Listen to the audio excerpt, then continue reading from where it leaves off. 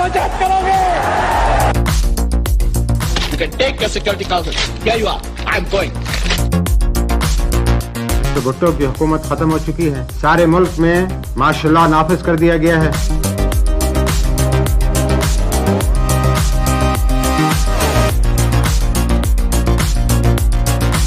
Dear brothers and sisters, your armed forces have never and shall never let you down, inshallah.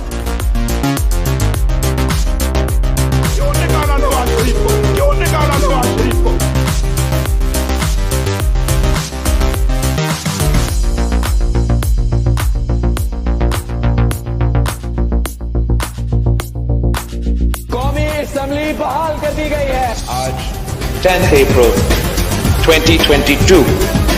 Welcome back to Purana Pakistan.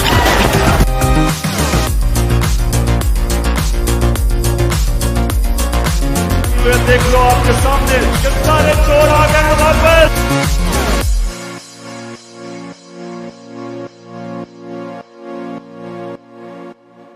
अस्सलाम वालेकुम, this is Moeed Pirzada.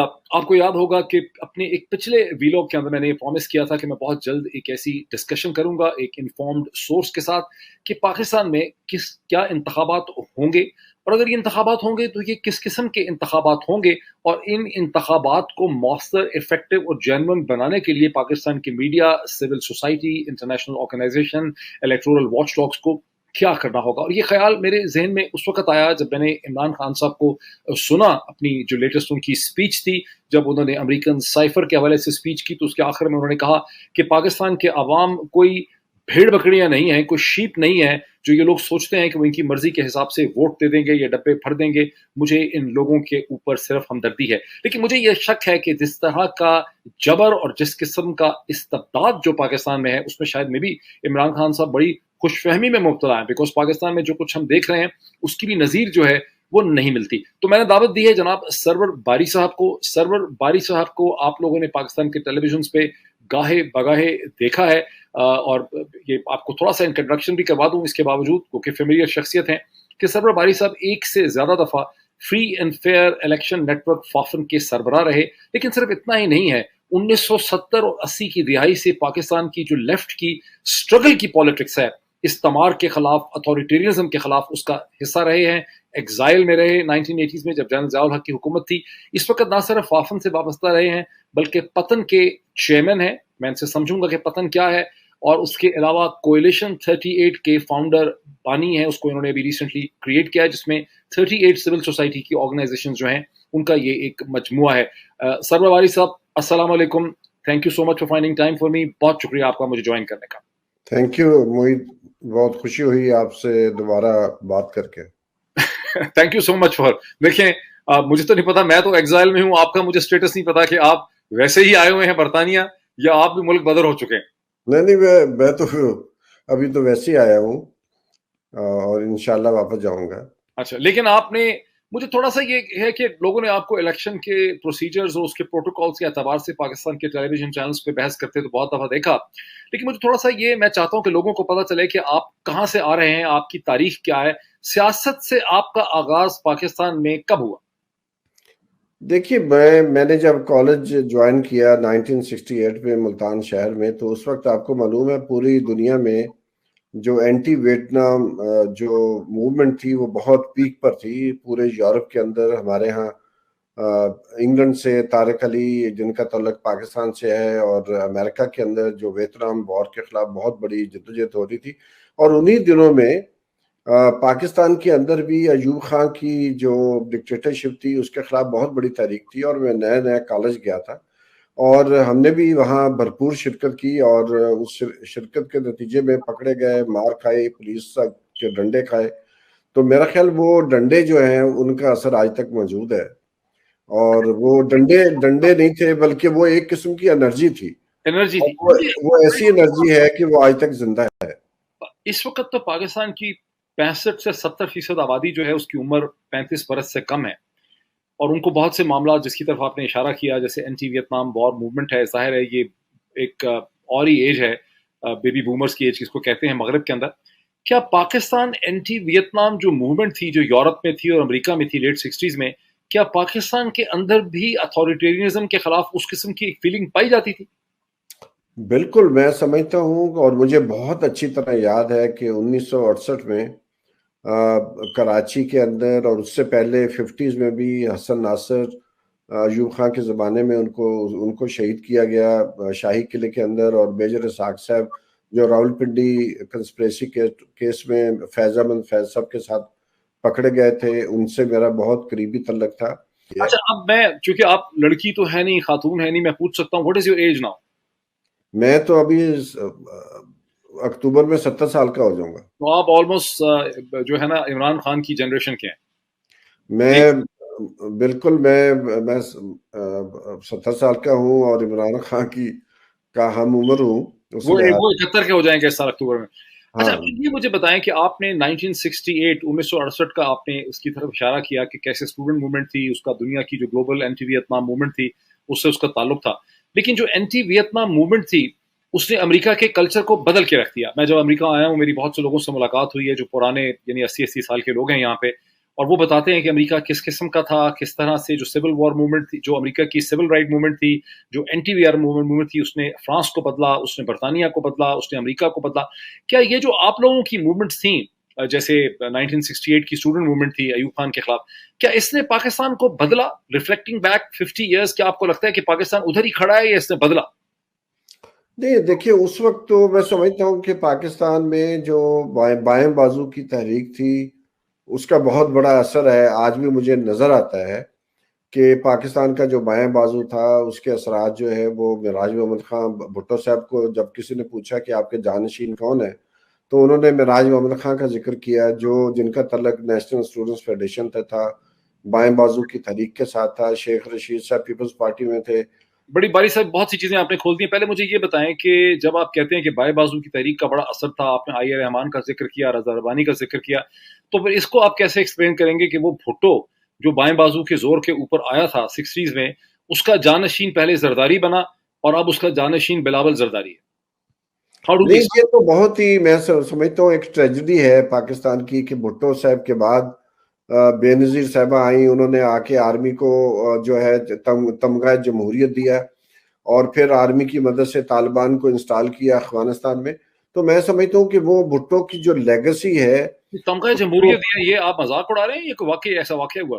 واقعی ہوا ہے، یہ تو تاریخ کا حصہ ہے، اس کو کوئی ڈینائی نہیں کر سکتا ہے کہ بے نظیر صاحبہ نے اسلم بیگ کو تمغہ جمہوریت دیا.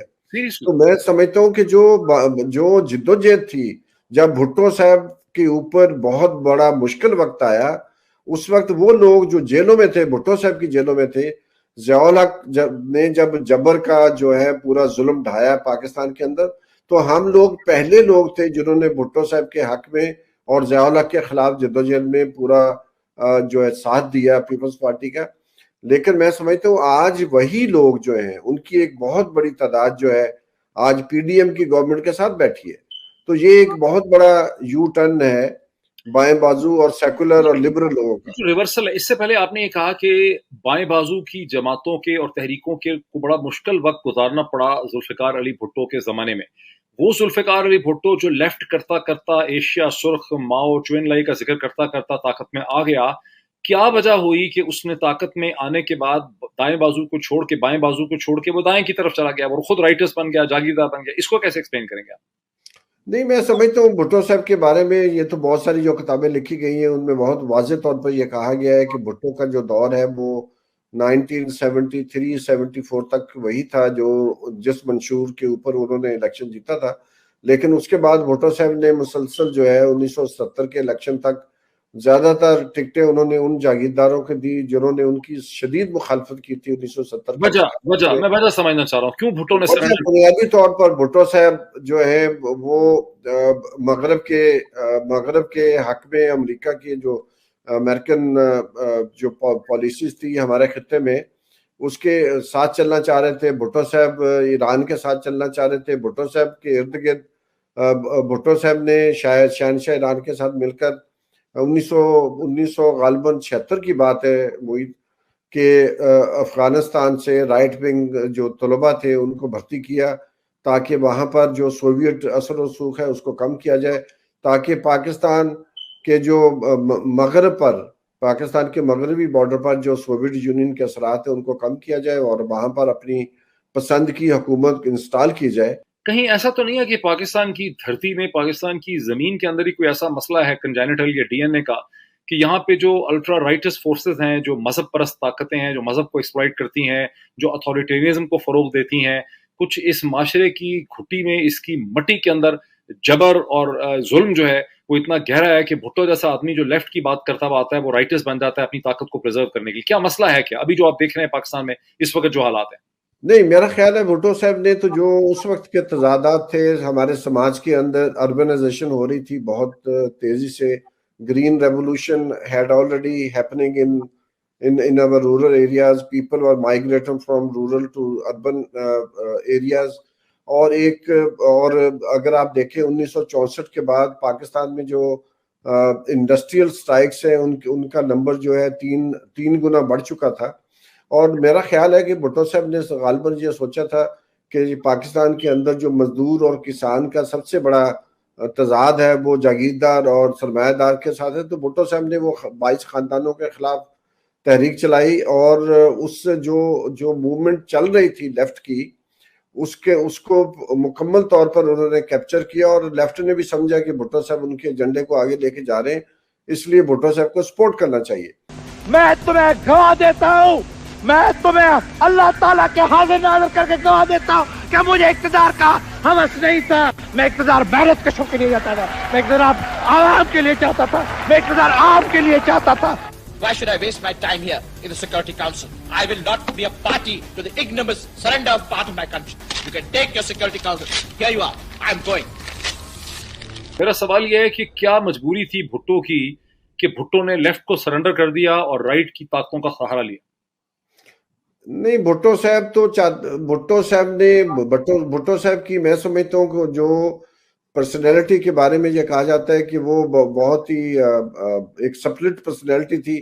ایک طرف ان کا دکھ اور درد جو ہے وہ غریبوں کے لیے تھا, کیونکہ کہتے ہیں ان کی جو ماں ہے وہ بہت ہی غریب گھرانے سے ایک ہندو خاتون تھی, اور بھٹو خاندان کے اندر ان کو بہت جبر اور ظلم کا جو ہے وہ کو برداشت کرنا پڑتا تھا. ایک ان کی ہمدردی اپنی ماں کے ساتھ تھی, دوسری طرف وہ سمجھتے تھے طاقت کا سرچشمہ عوام نہیں ہے بلکہ جاگیردار ہیں, سرمایہ دار ہیں, اور یہ ریاست ہے اور امریکن امپیریلزم ہے.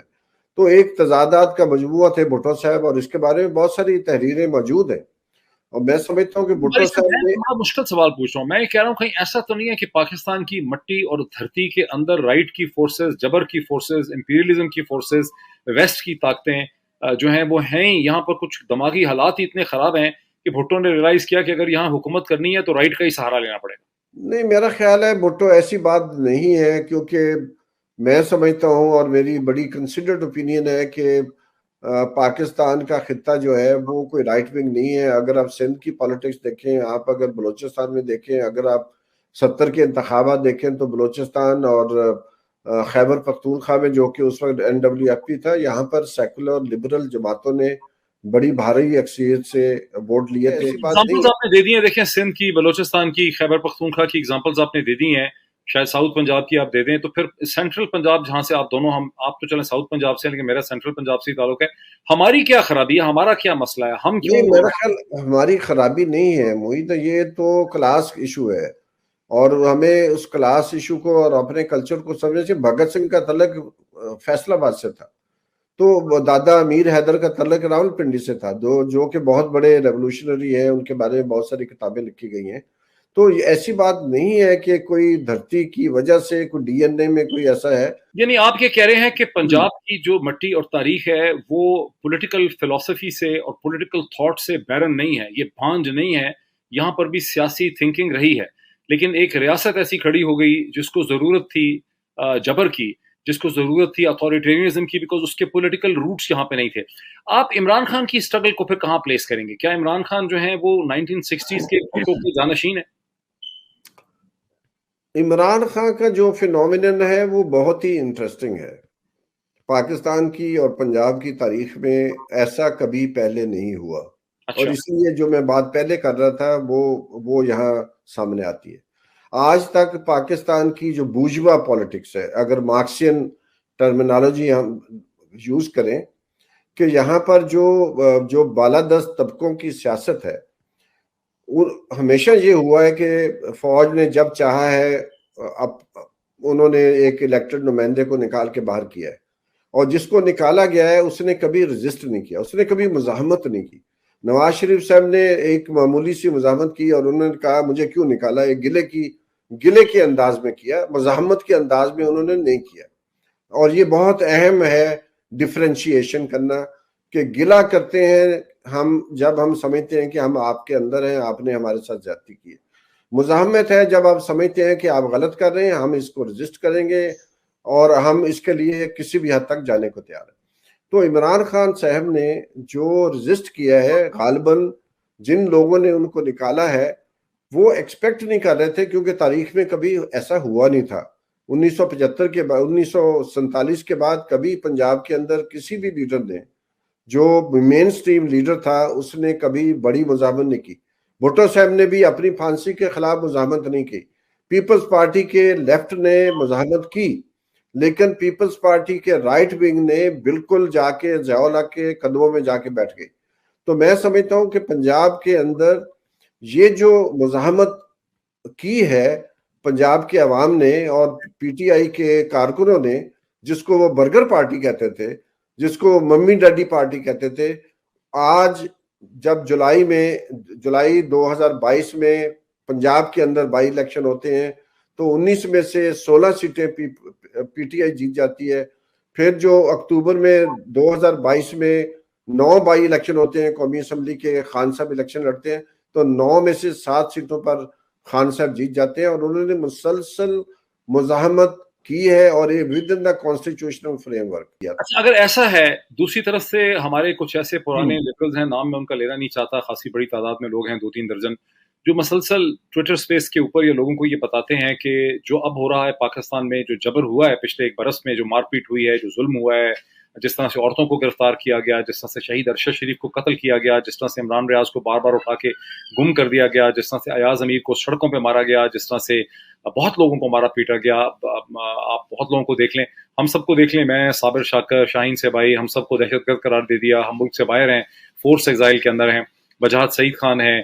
تو یہ کہتے ہیں کہ یہ تو سب کچھ پہلے بھی ہوتا رہا، اور جب جنرل ضیاء کی حکومت آئی تھی جس کو آپ نے دیکھا ہے، تو کیا پیپلز پارٹی نے اس قسم کی اسٹرگل پٹ کی تھی؟ بیکاز مجھے کوئی اور پیپلز پارٹی کا بندہ بتا رہا تھا کہ پیپلز پارٹی میں سے تو 90% نے جا کے مارشل ایڈمنسٹریٹرز کے ساتھ صلح کر لی تھی اور چند کارکن نہیں تھے سڑکوں پہ، اتنی بڑی کوئی تحریک نہیں چلائی تھی پیپلز پارٹی.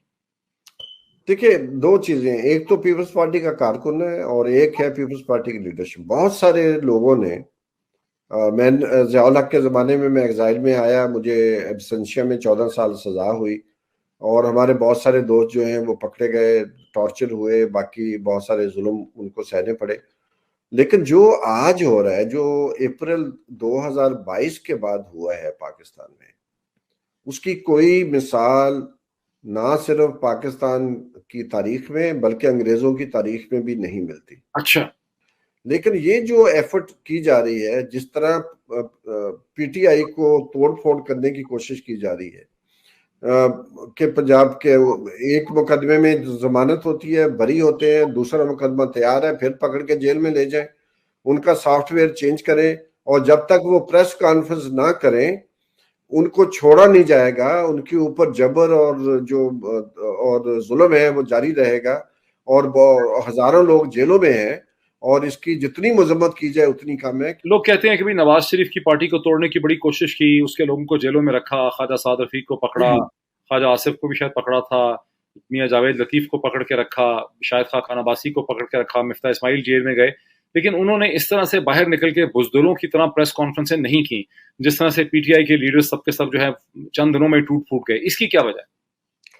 دیکھیے پہلی تو بات یہ ہے کہ یہ بالکل ہی ایک مغالطے پر مبنی موازنہ ہے.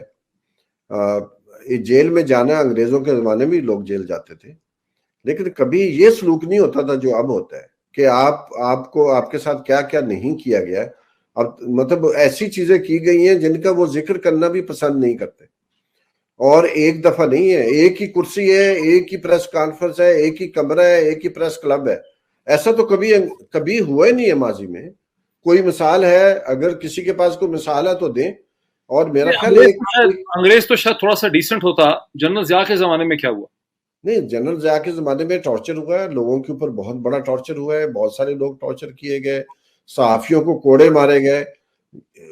اس کی بات نہیں ہے, بات یہ ہے کہ جو سلوک کارکنوں کے ساتھ ہوا ہے, جو سلوک لیڈرشپ کے ساتھ ہوا ہے, جس طرح لوگ توڑے گئے ہیں, مطلب لوگ تو ٹوٹے تھے. 2018 میں بھی لوگ ٹوٹے تھے. 2018 کے انتخابات سے پہلے بھی بہت سارے لوگ اپنی پارٹیاں چھوڑ کے پی ٹی آئی میں گئے تھے. لیکن یہ تو نہیں ہوا تھا جس طرح ابھی ہوا, جس طرح ابھی جو پاکستان کی بہت ساری خواتین جیلوں میں پڑی ہیں, اور جس طرح شیریں مزاری کے ساتھ ہوا ہے, جو ہیومن رائٹس کی منسٹر تھی, ان کے اپنے ہیومن رائٹس کے ساتھ جو سلوک ہوا ہے وہ بیچاری بولنے کے بھی قابل نہیں ہے. تو یہ بھی ہمیں انویسٹیگیٹ کرنے کی ضرورت ہے کہ آخر ان کے ساتھ کیا کیا گیا ہے کہ وہ مکمل طور پر خاموش ہیں. اور میں سمجھتا ہوں کہ اس کی کوئی مثال پاکستان کی تاریخ میں نہیں ہے. جس طرح کا انہوں نے ظلم کیا ہے, جس طرح لوگوں کو توڑا گیا ہے, پاکستان کی تاریخ میں اگر کوئی اور مثال ہے تو وہ دے دیں. سندھ میں کچھ مثالیں ہیں جام صادق علی صاحب کے زمانے میں, کہ اس طرح کا تشدد جام صادق علی نے کیا تھا پیپلز پارٹی کے لوگوں کو توڑنے کے لیے, اور لوگ ٹوٹے تھے, اور پیپلز پارٹی نے بہت اس پہ شور مچایا تھا. اور بالکل وہ صحیح بات تھی, کیونکہ جام صادق صاحب نے اس وقت غلام اسحاق خان کے ساتھ مل کر جو سلوک کیا تھا, بہت سارے پیپلز پارٹی کے لوگ جو نہیں ٹوٹنا چاہتے تھے ان کے ساتھ جو ظلم اور باقی چیزیں کی گئیں. دیکھیں, آپ کہتے ہیں میں اکتوبر میں 70 برس کا ہو جاؤں گا. 1960 سے آپ پاکستان کی پالیٹکس کے ایک پلیئر ہیں, اس کو دیکھ رہے ہیں. میں تو بتانا ہی بھول گیا کہ 10 برس آپ ایگزائل میں بھی رہے. جنرل ضیاء الحق کے زمانے میں آپ کو پاکستان چھوڑ کے دوڑنا پڑا, آپ کے خلاف 14 برس کی سزا آپ کو سنا دی گئی, آپ اسکیپ کر گئے پاکستان سے. آپ کیسے ہمیں سمجھائیں گے میرے سننے والوں کو کہ جس کو میں کہتا ہوں ریگریشن, یہ پاکستانی ذہن کی جو ایک کولیپس ہو گیا ہے, اس کا مینٹل, پاکستان کا جو مورل آرڈر اور اخلاقی آرڈر بالکل کولیپس کر گیا ہے, ذہنی طور پہ پاکستان نے سرنڈر کر دیا ہے, ریگریشن ہو گئی ہے. ریگریشن صرف سیاستدانوں کی نہیں ہوئی ہے, پاکستان کا جو سول ملٹری انتظامی ڈھانچہ ہے, پولیس والوں کو دیکھ لیں, پنجاب کے آئی جی پی کو دیکھ لیں, ڈی پی اوز کو دیکھ لیں, ایس پی صاحبان کو دیکھ لیں, ڈپٹی کمشنرز کو دیکھ لیں, فوج کے افسران کو دیکھ لیں, یہ سب لوگ جو پی ڈی ایم کے سیاستدان ہیں ان کو دیکھ لیں, یہ جو آپ کے ٹی وی اینکر ہیں بیٹھے ہوئے جو تعریفیں کر رہے ہیں ان کی, جو سوشل میڈیا لوگ, یہ سب لوگ ذہنی طور پہ انہوں نے سرنڈر کر دیا ہے. ان کے اندر سے جو خواب ہوتا ہے ایک بہتر زندگی کا, ایک ڈیسنٹ معاشرے کا, ایک صاف معاشرے کا, ایک جمہوریت کا, وہ سب چیزیں ختم ہو گئی ہیں. یہ اس کو کیسے ایکسپلین کریں گے؟ مجھے تو دنیا میں اتنے برے حالات کہیں نظر ہی نہیں آ رہے. نہیں, یقیناً بہت بڑا ڈکلائن ہے, مورل ڈکلائن ہے, ہمارا کلچرل ڈکلائن بھی ایک سطح پر ہے. لیکن میں سمجھتا ہوں کہ یہ ایک پرٹیکولر گروپ آف پیپل ہے یا ایک کلاس ہے جس کے اندر یہ نتاتا ہے. لیکن اس کے ساتھ ساتھ جو میں نے پہلے بات کی ہے کہ پہلی دفعہ پاکستان میں جو ایک لیڈر ہے جس نے رجسٹ کیا ہے, جس نے ثابت کیا ہے کہ میں کھڑا ہوں, میں پیچھے نہیں ہٹوں گا, میں اپنے مقصد کے لیے, اپنی منزل کے لیے, اپنے نسب العین کے لیے کھڑا ہوں, میں ظلم کے خلاف کھڑا ہوں, لوگ اس کے ساتھ ہیں. یا اللہ تیرے سوا ہم کسی کے سامنے نہیں جھکتے.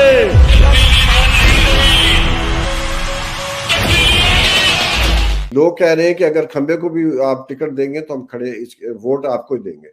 تو اس لیے الیکشن کو میں سمجھتا ہوں, الیکشن کے بارے میں انگلینڈ میں جب سے آیا ہوں, روزانہ جو مجھے پاکستانی ملتے ہیں وہ 2 ہی سوال پوچھتے, الیکشن ہوں گے اور کیا اگر الیکشن ہوئے تو صاف اور شفاف ہوں گے. میں نے کہا میں بھی یہی 2 سوال آپ سے پوچھنا چاہ رہا ہوں کہ جو آپ نے حالات بتائے ہیں کہ سارے بڑے چھوڑ گئے ہیں, اسٹیبلشمنٹ کا جبر ہے, لوگ ریگریس کر گئے ہیں, پاگل ہو گیا ہے سول ملٹری انتظامی ڈھانچہ, تو کیا الیکشن ہوں گے؟ دیکھیے, الیکشن ضرور ہوں گے اگر انہوں نے بندوبست کر لیا کہ وہ پی ٹی آئی کو شکست دے سکتے ہیں. تو مجھے لگتا ہے ابھی تک جو شواہد ہے کہ چونکہ پاپولیرٹی جو ہے وہ اس قدر زیادہ ہے کہ ان کو ڈر لگ رہا ہے کہ اگر ہم نے الیکشن کرائے تو کہیں جولائی اور اکتوبر 2022 والے نتائج نہ نکل آئیں. تو میں نے بہت مطالعہ کیا ہے پچھلے سارے الیکشنز کا, تو میرا ایک بیچ میں سے جو بڑی چیز نکل کے آئی ہے کہ اگر جو پاپولیرٹی گیپ ہے between the favourite leader and the unfavoured leader, جو انڈیزائربل لیڈر ہے, تو اگر اس کے درمیان 45% سے زیادہ گیپ آ جائے، یعنی کہ وہ زیادہ پاپولر ہو جائے، 45% کی جو پرسنٹیج ہے اس کو کراس کر جائے، تو پاکستان میں یا تو الیکشن نہیں ہوتے، اگر الیکشن ہو جائیں تو اسمبلیاں جو ہیں ڈیزالو کر دی جاتی ہیں، حکومت ٹرانسفر نہیں ہوتی، جیسے 1954 میں ہوا۔ جگتو فرنٹ ایسٹ پاکستان میں جیتی، 70% سے زیادہ ان کی لیڈ تھی، ان کی وہ 301 سیٹیں جیت گیا 309 میں سے۔ مسلم لیگ صرف 8 سیٹیں جیت سکی، اور 6 ہفتے کے بعد غلام محمد نے اس حکومت کا تختہ اڑ دیا۔ پھر اگر دیکھیں 1970 میں مجیب الرحمان 2/3 میجورٹی کے ساتھ جیت جاتے ہیں، اور ہم نے کہا پاکستان ٹوٹتا ہے تو ٹوٹ جائے، ہم اقتدار ان کے حوالے نہیں کریں گے۔ پھر جو باقی پاکستان بچا اس میں بھٹو صاحب کی 2/3 میجورٹی تھی، تو ہم نے بھٹو صاحب کو 1970 کے انتخابات کے بعد جو ہے دوبارہ الیکشن نہیں کرائے۔ 1900 عمران خان کی بھی بھٹو والی اگزامپل بننے والی ہے؟ میرا نہیں خیال ہے اب ان کے اندر اتنی ہمت نہیں ہے کہ وہی انجام اس کا کریں جو بھٹو صاحب کا کیا تھا، کوئی اور طریقہ اختیار کر سکتے ہیں، لیکن وہ جوڈیشل مرڈر نہیں ہوگا۔ تو میں سمجھتا ہوں کہ یہ جو معید، اگر آپ 1988 سے لے کر 1997 تک دیکھیں الیکشنز، تو میکسیمم جو پاپولیرٹی گیپ تھا وہ 45% تھا۔ تو نواز شریف نے 1997 کے انتخابات میں تقریباً 2/3 اکثریت جیت لی تھی، تو ماشاءاللہ پھر لگ جاتا ہے۔ لیکن ابھی آپ دیکھیں نا، انہوں نے خیبر پختونخوا میں کیا کیا ہے کہ 2 پچھلے چیف منسٹر جو اس کے ہیں، پرویز خٹک اور محمود خان، دونوں بیٹھ کے انہوں نے P T I parliamentarian create کر دی ہے۔ تو یہاں تو اس قسم کا ایک جبر ہے کہ ایسی چیزیں ہو رہی ہیں جو سمجھ میں نہیں آتی کہ ہو رہی ہیں۔ یعنی خیبر پختونخوا جیسا صوبہ، ریولوشنری صوبہ، پختونوں کا صوبہ، جس میں تحریک انصاف اتنی پاپولر ہے، وہاں انہوں نے ان کو توڑ دیا ہے۔ تو آپ کو کیسے امید ہے کہ یہاں پر کوئی ایکشن؟ ایک بات تو ثابت ہونے والی ہے، اور مجھے نظر آ رہی ہے کہ جو الیکٹیبل کا پورا ایک متھ تھی، that is going to come to an end. کیونکہ یہ سوال ہی پیدا نہیں ہوتا کہ یہ وہ تو سٹل برتھ ہوئی ہے جو جہانگیر ترین صاحب نے پارٹی بنائی ہے، وہ تو پہلے ہی ٹھس کر گئی ہے۔ مطلب اس کو تو کوئی سمجھتا ہے کہ یہ نو بڈی، جو استحکام پاکستان پارٹی ہے اس کا اپنا استحکام خطرے میں ہے، اور وہ اٹ ہیز آلریڈی فیلڈ۔ اب رہ گئے خٹک صاحب اور خیبر پختونخوا کی بات، جو دوسرے چیف منسٹر تھے، مجھے تو ان کا نام بھی یاد نہیں ہے، محمود خان۔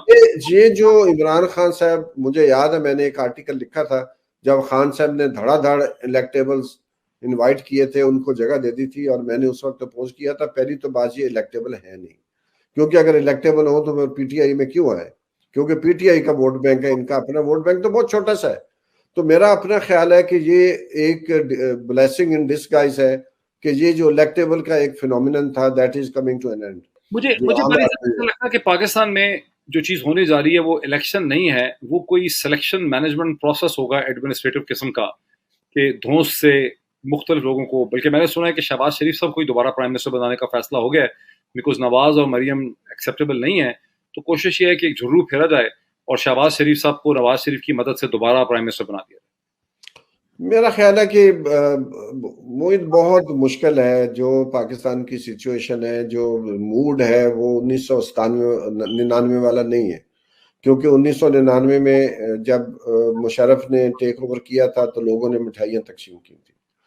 تو میں سمجھتا ہوں کہ ایک سی چینج پاکستان میں آئی ہوئی ہے، سوشل میڈیا کا بہت بڑا زور ہے، لوگ people are very aware of the situation. تو اب ان کے کنٹرول میں چیزیں نہیں ہیں، نہیں تو یہ بہت پنجاب کے الیکشن کروا دیتے، جنرل الیکشن، خیبر پختونخوا کے الیکشن کروا دیتے، اگر ان کے بس میں ہوتا تو یہ ساری چیزیں ہو جاتی۔ لیکن مطلب آپ دیکھیں سینٹر میں ان کی حکومت ہے، کیئر ٹیکر ان کی مرضی کے لگے ہوئے تھے، خیبر پختونخوا میں سپریم کورٹ کا فیصلہ آ چکا ہے، الیکشن کرانے کی جرت نہیں ان کو ہوئی، اور اس کو انہوں نے سیبوٹاج کیا ہے، سپریم کورٹ کے ورڈکٹ کی وائلیشن کی ہے، پاکستان کے آئین کو انہوں نے وائلیٹ کیا ہے۔ الیکشن کمیشن کی کیپیسٹی ہے ہی نہیں، جو الیکشن کمیشن اپنی ویب سائٹ نہیں چلا سکتا ہے، وہ فری اینڈ فیئر الیکشن کیا کرائے گا؟ ہم نے خیبر پختونخوا کے جو الیکشنز تھے ان کا انالیسس کیا۔ وہ فری فیئر کب کروانا چاہتے ہیں؟ وہ تو ایک رگڑا لگانا چاہتے ہیں، جھاڑو پھیرنا چاہتے ہیں، فری فیئر کیوں کرائیں گے؟ لیکن جو لوگوں کے اندر موبلائزیشن ہے، ہم نے 163 طریقے ڈھونڈے تھے دھاندلی کے، تو ہم سمجھتے ہیں کہ وہ طریقے اب ان کے لیے استعمال کرنا اتنا ایزی نہیں ہے، کیونکہ پی ٹی آئی کے جو ایک ہارڈ کور گروہ ہے وہ بہت ایکٹیو ہے. کیا وہ اجازت دیں گے کہ وہ اپنی من مانی کریں؟ کیا ممکن ہوگا کہ ہر ڈسٹرکٹ میں اپنی من مانی کریں؟ کہ پاکستان کے میڈیا کو اور سول سوسائٹی کو کیا رول پلے کرنا چاہیے between now and this election in October November? کیا کریں؟ میرا خیال ہے کہ پاکستان کو کہ میڈیا اور سول سوسائٹی کو اگر ان کی دلچسپی ہے کہ پاکستان میں کچھ ڈیموکرائزیشن ہو اور جو طاقتور حلقے ہیں ان کا اثر و رسوخ ختم ہو یا کم ہو، تو ان کے لیے 3 چیزیں ضروری ہیں. پہلی تو یہ ہے کہ چونکہ الیکشن کا سیزن ہے، حکومت کے ہر قدم کے اوپر اس کی اسکروٹنی ہونی چاہیے. کون سا افسر کہاں سے نکال کر کہاں پر لگا دیا گیا ہے. مثلا آج ہی پتہ چلا ہے ایف آئی اے میں ایک ایڈیشنل سیکٹری کی پوزیشن نکالی گئی ہے، وہ کس لیے لگائی گئی ہے. اسی طرح جو ایگریکلچر بینک ہے، زرعی ترقیاتی بینک میں کچھ پوزیشنز نکالی گئی ہیں، وہ کیوں نکال رہے ہیں. کمشنرز کو کیوں ٹرانسفر کیا جا رہا ہے، یہ کیوں طے کیا گیا ہے سو کالڈ الیکٹورل ریفارمز میں کہ جو الیکشنز کے ریزلٹس ہیں وہ اگر ایز سون ایز پاسبل والا جملہ ڈال کے وہ چاہے اس کو 3 دن 4 دن 5 دن ڈیلے کرتا رہے. تو یہ ساری جو چیزیں ہیں، یہ میڈیا اور جو سول سوسائٹی ہے اس کو اس کے اوپر نظر رکھنی چاہیے اور اس کو ایکسپوز کرتے رہیں، اس کو ایگریگیٹ میڈیا تو کریں. کنٹرول ہے، میڈیا تو لکھ پڑھی کچھ نہیں سکتا، میڈیا تو بالکل بند ہے بیچارہ، وہ تو اس کی تو ٹانگیں توڑ دی. سوشل میڈیا موجود ہے، سوشل میڈیا موجود ہے، آپ لوگ موجود ہیں، کیسے روکیں گے؟ کس کو روکیں گے؟ انگلینڈ میں لوگ ہیں، واشنگٹن میں لوگ ہیں، برلن میں لوگ بیٹھے ہیں، ایمسٹرڈیم میں بیٹھے ہیں، پیرس میں بیٹھے ہیں، کہاں لوگوں کو روکیں گے؟ پورا مڈل ایسٹ میں پاکستانی ورکرز بیٹھے ہیں. تو معاملہ سارا یہ ہے کہ انہوں نے ان کے لیے اس وقت اس کو دھاندلی کے ذریعے روکنا بہت مشکل نظر آتا ہے. تو میرا خیال ہے پہلے تو یہ ہے کہ ہر جو حکومت کا قدم ہے، جیسے ابھی انہوں نے بلینز آف روپیز جو ہیں ایم این ایس کو دے دیے ہیں ڈیولپمنٹ فنڈ کے چکر میں، سسٹینیبل ڈیولپمنٹ گولز کو اچیو کرنے کے لیے ایم این ایس اور ایم پی ایس کو دیا گیا ہے. ذرا ہم پوچھیں ایم پی ایس اور ایم این ایس کو کہ سسٹینیبل ڈیولپمنٹ گولز کی ذرا 16 ہیں ان کے نام تو بتا دیں کیا ہیں. تو یہ رشوت ہے اور اس کو اپوز کرنا چاہیے. جو لوگ کر سکتے ہیں وہ تو کریں. تو میں سمجھتا ہوں کہ یہ بہت ضروری ہے میڈیا کے لیے اور سول سوسائٹی کے لیے کہ وہ انویسٹیگیٹ کرے، فائنڈ آؤٹ کرے کہ یہ جو کام کر رہے ہیں اس کا اثر کیا ہوگا. لاسٹ مجھے کوشچن بتائیں کہ جس طرح سے ان کا پلان ہے کہ عمران خان کو الیکشن سے پہلے بند کر دیں، ان کمیونیکاڈو کر دیں، اپنی پارٹی سے نہ ملنے دیں، بات نہ کرنے دیں، سوشل میڈیا سے دنیا سے لا تعلق کر دیں، اور اس کے بعد انہوں نے جو مختلف پارٹیز بنائی ہیں ان کے تھرو یہ الیکشن کو مینج کر دیں، تحریک انصاف کو تھوڑی سی سیٹیں دے دیں اور پھر پی پی پی ایم ایل این اور مولانا مل کے حکومت بنا دیں. دیکھیں یہ تو پلان ہے نا، لیکن اس پلان پر عمل درآمد کرنے کے لیے کوئی اتنی میرا یہ نہیں ہے کہ میں یہ ہرگز نہیں کہہ رہا ہوں کہ یہ مشکل ہے یا ناممکن ہے. وہ کر سکتے ہیں، دے کین ٹرائی. لیکن یہ بہت اہم بات ہے محیط کہ کیا وہ اس میں کامیاب ہوں گے یا ناکام ہوں گے. یہ دیکھیں بھٹو صاحب نے بھی 1977 میں Bhutto was very powerful, army بہت سبڈیو ہو چکی تھی، بظاہر انتظامیہ بھٹو کی بہت متحد تھی، بھٹو کا بہت اس وقت دبدبا اور پورا جبر موجود تھا. اور بھٹو صاحب نے دھاندلی کی تھی الیکشن میں، 35 سیٹوں کے اوپر دھاندلی کی تھی. اس کا نتیجہ کیا نکلا تھا؟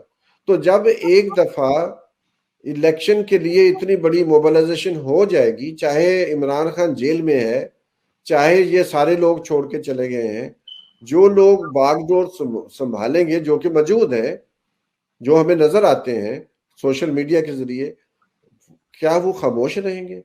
اور دوسری بات، سب سے اہم بات ہے میری نظر میں، دنیا میں کوئی بھی طاقتور ترین ریاست روپے اور اسلحے اور اپنی انتظامیہ کی بنیاد پر عوام کو شکست نہیں دے سکی، چاہے وہ شہنشاہ ایران ہو چاہے ویتنام کی مثال ہو یا افغانستان کی مثال ہو، چاہے کوئی اور مثالیں ہیں ہمارے سب، چاہے وہ چلی ہو، لوگ لڑے ہیں، کھڑے ہیں، اسٹریٹ کے مقابلے میں، عوام کے مقابلے میں ریاست ہمیشہ فیل ہوئی ہے۔